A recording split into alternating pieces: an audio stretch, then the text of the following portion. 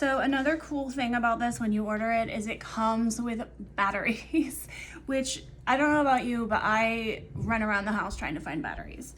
So I love that it came with its own batteries and I don't have to go find some, but if you do need to replace them, they are AAA batteries. And then we're just going to put the battery cover back in place and it just slides until it clicks. So you can see that once I put the batteries in, it turns on and has the display. And if you want to change it from pounds to kilowatts, or kilograms, excuse me, kilowatts, you can push this little button and now it says kilograms. Whoop, it turned itself off. But that's where you can switch it back and forth between whatever kind of system you want to measure with.